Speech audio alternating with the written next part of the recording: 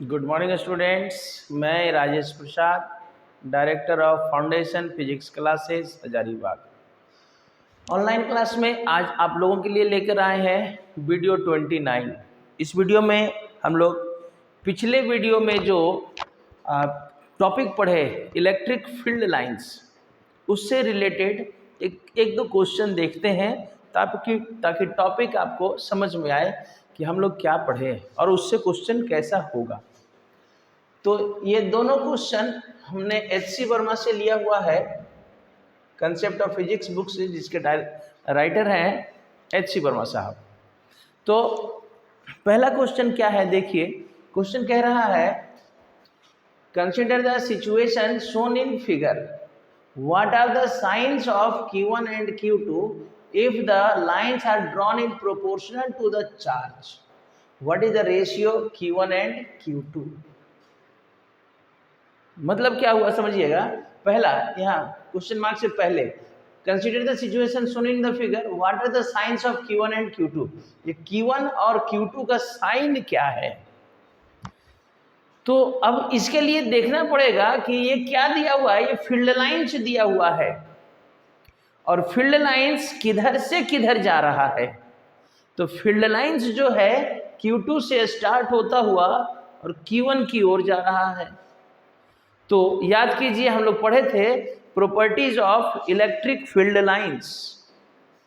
उसमें पहला ही प्रॉपर्टी लिखवाए थे कि इलेक्ट्रिक फील्ड लाइंस किधर से किधर मूव करेगा। बता सकते हैं? तो हम जानते हैं sir, electric field lines starts from the positive charge and and at the negative charge. तो फील्ड लाइंस पॉजिटिव से स्टार्ट होके एंड कहाँ होगा? निगेटिव में। तब तो बहुत आसान था। ये Q2 से स्टार्ट होके Q1 में एंड कर रहा है, यानी कि पहला जवाब हमको मिल गया कि साइन। पहला क्वेश्चन कर रहा है कि Q1 और Q2 का साइन क्या होगा। तो Q2 से Q1 की ओर मूव कर रहा है, यानी Q2 पॉजिटिव हो रहा होगा और Q1 निगेटिव हो रहा होगा। तो हमारा आंसर क्या हो जाएगा? आंसर कि as field lines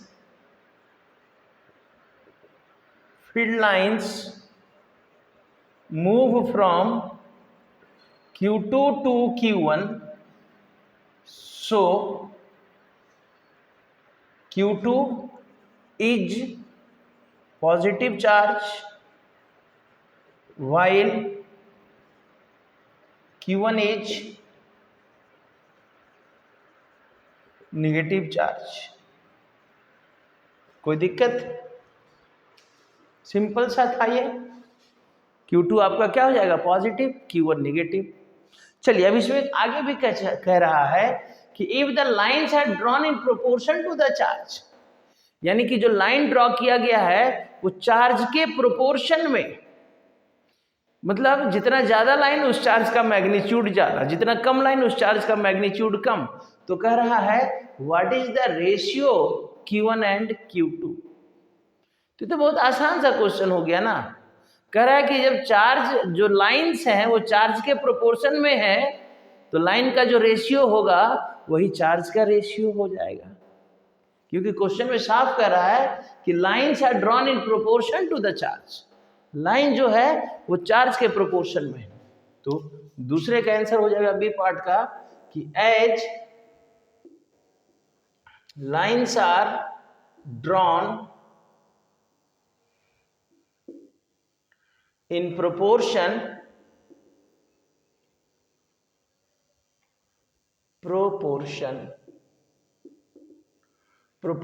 to charge, so Q1 by Q2 is equal to lines at Q1 by lines at Q2। Q1 के पास कितना लाइन है? 1 2 3 4 5 6 6 बाई इसके पास 18, यानी 1/3। Then Q1 by Q2 is equal to 1/3। This will be the answer. ठीक है, तो बहुत simple question था। तो आपको बता चुके हैं कि फील्ड लाइंस क्या है। Start from positive charge and at negative charge. Field lines come closer, जहाँ लाइन ज़्यादा होगा यानी चार्ज का मैग्नीट्यूड ज़्यादा होगा, यानी वहाँ पर हम बोल सकते हैं इलेक्ट्रिक फील्ड भी ज़्यादा होगा। चलिए दूसरा क्वेश्चन देखिए, ये क्वेश्चन भी एच.सी. वर्मा से ही लिया गया है। तो कह रहा है figure shows some of the electric field lines. जो फिगर है कुछ फील्ड लाइंस को दिखा रहा है करस्पॉन्डिंग टू एन इलेक्ट्रिक, किसी इलेक्ट्रिक फील्ड का फील्ड लाइंस। अब हम जानते हैं कि इलेक्ट्रिक फील्ड लाइंस जो है फील्ड को ही दर्शाता है। तो कह रहा है कि द फिगर सजेस्टेड दैट। अब ये फिगर आपको क्या सजेस्ट कर रहा है, क्या सजेशन दे रहा है ये फिगर उस इलेक्ट्रिक फील्ड के बारे में जिसका ये फील्ड लाइंस है। अब आप देखिए तो electric field lines electric field के किस किस प्रॉपर्टी को बता रहा था। सबसे पहले तो इलेक्ट्रिक फील्ड लाइंस जो है start from positive and at the negative, ठीक है। Electric field lines never intersect, ये भी ठीक है, जान रहे हैं। तो लेकिन यहां पर जो क्वेश्चन है वो इलेक्ट्रिक फील्ड लाइंस के फील्ड वाले प्रॉपर्टी से रिलेटेड है। तो फिर इलेक्ट्रिक फील्ड लाइंस का क्या क्या प्रॉपर्टी था कि electric field lines come closure near the charge, near the charge.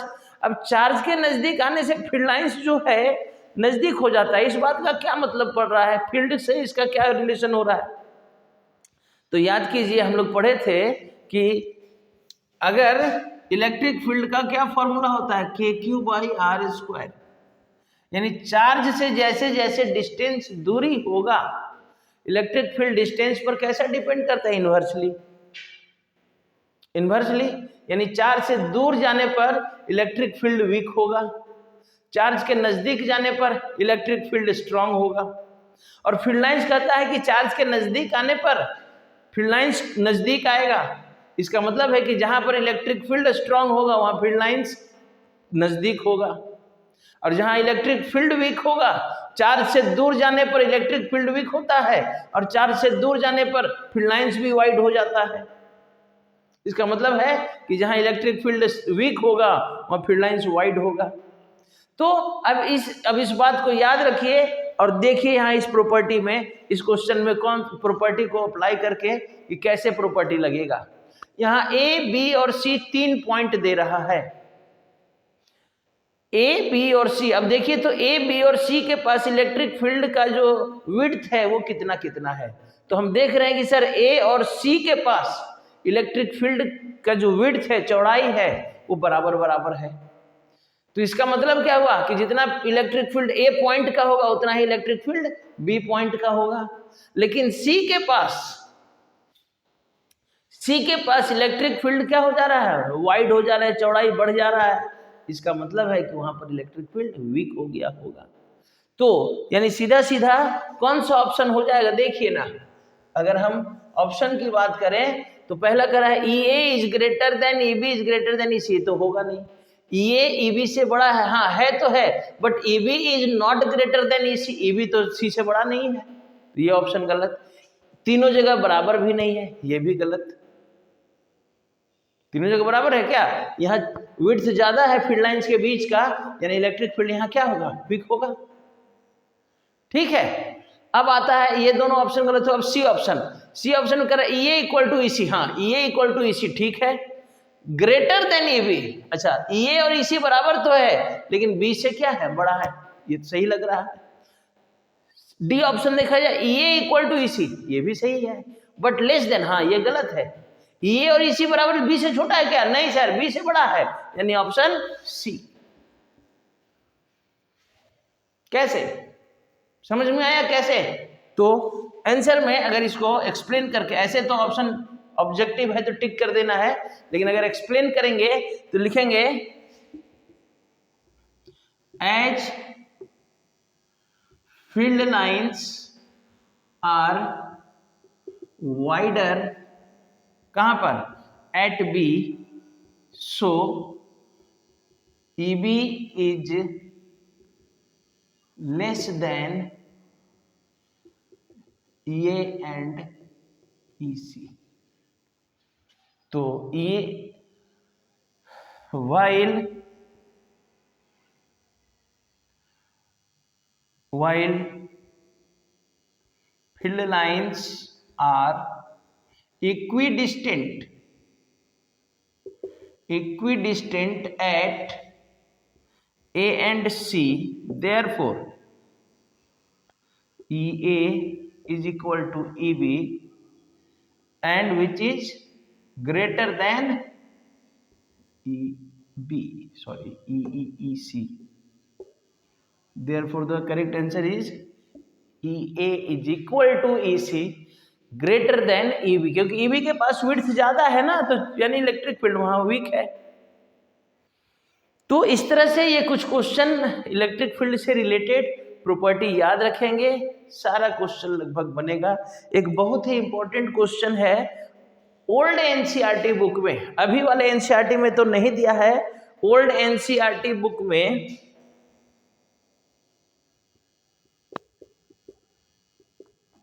Old NCERT में क्वेश्चन नंबर 1.26 इसको अवेलेबल करके आप बना लीजिएगा। उसमें 5 फिगर है।